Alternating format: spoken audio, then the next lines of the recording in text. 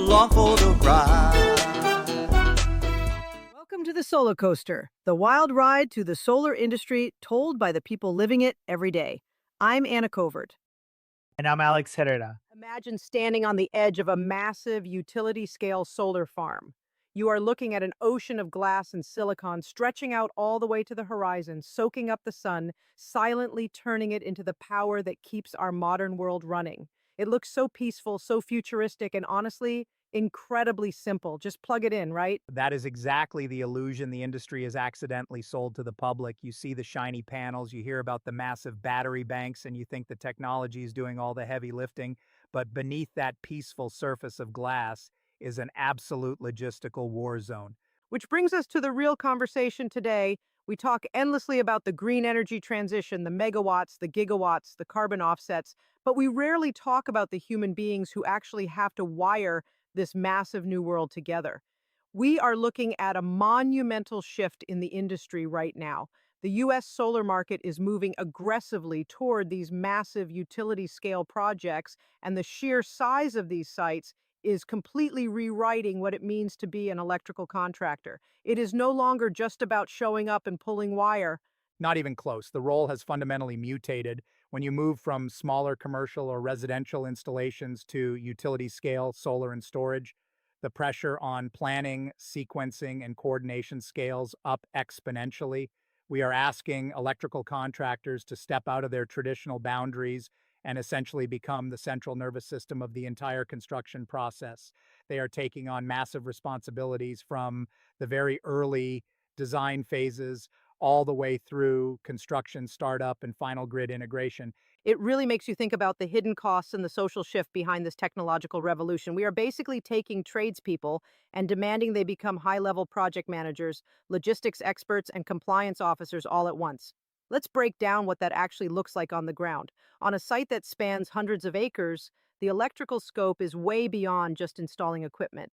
Absolutely. Think about the geography alone. You have multiple crews working simultaneously across a massive footprint. They have to keep pace with the civil engineers digging the trenches, the mechanical crews driving the steel piles, and they have to meet incredibly strict utility requirements that dictate the schedule from day one.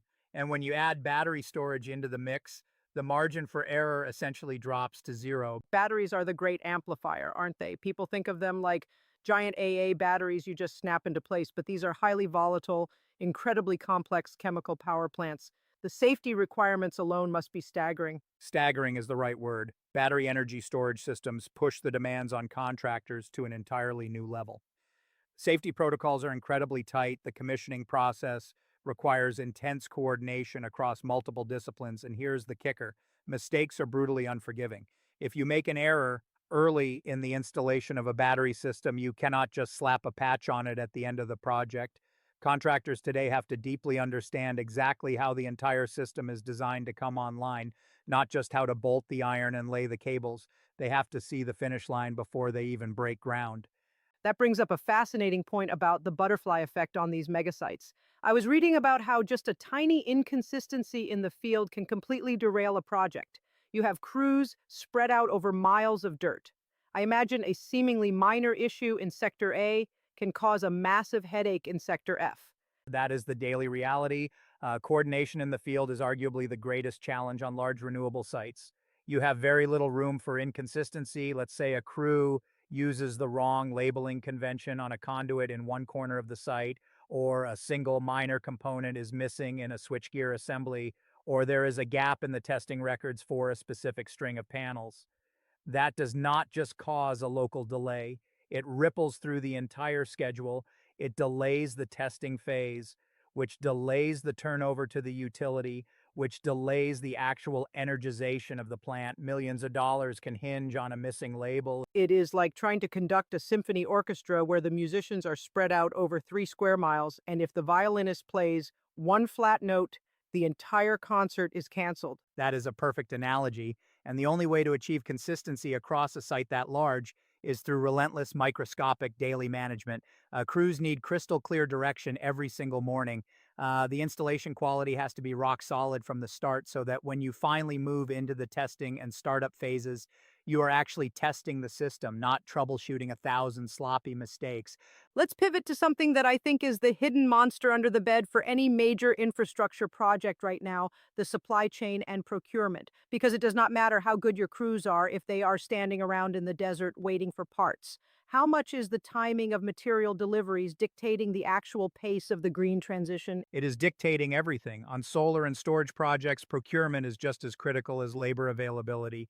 If your key equipment, say your inverters or your high voltage transformers, arrives late, or even just out of sequence, the entire choreography of the site breaks down. Crews slow down, they have to work out of order, and the schedule starts to slip instantly. So it is not just about getting the parts, it is about getting them in the exact right order. You do not want the roof delivered before the foundation is poured. Exactly. And this is where the contractor's role has expanded so much. Procurement decisions fundamentally shape how smoothly the job moves. We are seeing a massive push toward construction value engineering early in the project. Contractors and supply partners have to sit down months, sometimes years in advance, to match delivery schedules perfectly with the installation schedule. When you get that right, you eliminate the dead time where crews are just waiting around or trying to build around a missing piece of equipment. It sounds like contractors are being forced to predict the future. And speaking of predicting the future, let's talk about interconnection. Because you cannot just build a 500 megawatt solar farm, drag an extension cord over to the local power grid, and plug it in. The grid is a living, breathing, incredibly fragile machine. It is, and the utility companies protect it fiercely. Interconnection requirements demand the exact same level of early obsessive planning as procurement. You cannot build a grid connected system first and then try to sort out the integration later. The protection settings, the startup procedures, the communication protocols between the solar farm and the utility grid, the rigorous utility testing, all of that dictates how the site has to be built from day one. So the finish line actually dictates the starting line. Precisely. And again, battery storage pushes this dynamic to the absolute limit.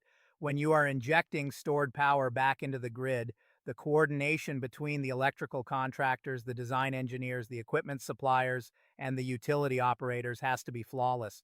The switchgear testing and the commissioning process for batteries is incredibly complex. There is absolutely zero room for late fixes. If you catch a problem during the final commissioning phase of a battery system, it is a disaster. Problems have to be caught in the design phase or the early installation phase. Which naturally leads us to everyone's favorite topic, paperwork. I know it sounds incredibly dry, but from what I understand, documentation is actually the silent killer of these mega projects. We think of construction as dirt, steel, and sweat, but it is really built on a mountain of data, isn't it? It is the absolute truth. Incomplete documentation will stop a $1 billion project dead in its tracks. The owners, the grid operators, the utilities, the commissioning teams, none of them will let the project move forward without perfectly accurate, comprehensive records of every single thing that was installed and tested. If you reach the turnover phase and you do not have complete records, the entire team ends up scrambling, digging through old files, trying to verify information that was installed months ago and is now buried underground or locked inside a cabinet. It is like trying to do a massive corporate tax return on the day it is due and realizing you lost a year's worth of receipts. And the penalty is millions of dollars in delayed revenue. This is why the most elite contracting teams do not treat documentation as an administrative chore that you rush through at the end. They treat documentation as actual construction work. It is as important as tightening a bolt. They gather the records, the test results, the serial numbers as the job moves forward day by day. When you do it that way, the information is easy to verify, and if there is a problem, it is still manageable. It makes the final turnover smooth and keeps the startup phase from turning into total chaos. It really highlights a philosophical shift in blue collar work. The modern electrical contractor has to be equally comfortable with a wrench and a massive digital database. Owners must be actively hunting for this specific breed of contractor now.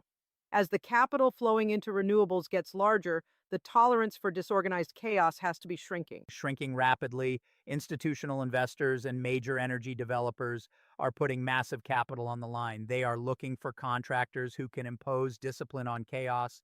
They want teams that stay organized, keep the momentum going, and absolutely eliminate late-stage surprises. Having crews that can do a beautiful, clean installation is the baseline. It is expected. The real differentiator today is steady, relentless project management.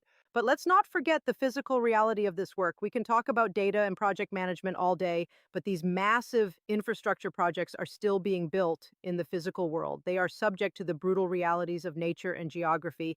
You are dealing with mud, extreme weather, local permitting fights, traffic control for massive flatbed trucks, and angry neighbors. That is where the rubber meets the road. You can have the most beautiful, perfectly sequenced project schedule on your tablet, but a 3-day torrential rainstorm or a delayed local permit will tear that schedule to pieces.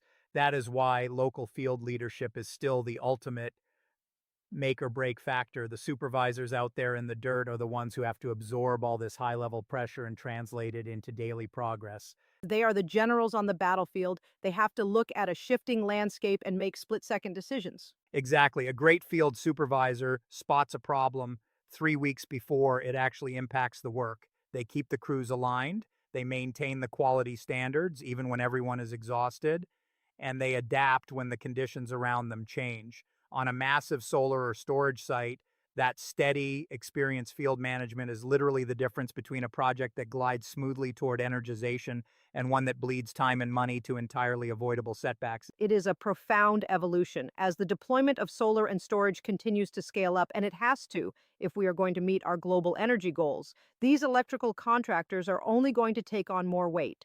We are asking so much more from the people physically building our future. We want them to coordinate earlier, execute with zero flaws, manage data like a tech company, and hold our hands through the entire grid connection process. And the reality is, the contractors who can actually handle that immense pressure, the ones who can evolve and master both the dirt and the data, they are the ones who are quietly determining the success of the energy transition. They are the ones making sure these massive projects actually come online on time and perform the way they are supposed to. It leaves you with a deep respect for the sheer human effort required to change the world. The next time you drive past a massive field of solar panels or read a headline about a new gigawatt battery installation, look past the shiny technology. Think about the thousands of hours of intricate coordination, the supply chain battles, the obsessive paperwork, and the men and women out in the elements who actually wired that future into existence. It is a monumental task, and they are out there doing it every single day. A massive thank you to everyone listening. Keep questioning the systems around you and never forget to look for the invisible architects making it all work. We will catch you on the next deep dive. Hop on a solar coaster, come along for the ride. This episode of The Solar Coaster is narrated using AI-generated technology, representing Anna Covert and Alex Herrera. The material presented is aggregated from publicly available solar industry news sources. All commentary reflects reported industry developments and does not constitute personal opinions, investment advice, or endorsements by the hosts or Solar producers. Coaster is proudly sponsored by Sun Energy Today, redefining what solar means for business and infrastructure. We engineer and deliver large-scale clean energy solutions, from megawatt solar farms to advanced graphene storage, designed for resilience, performance, and measurable return. Sun Energy Today, built to power what's next. Learn more at sunenergytoday.com.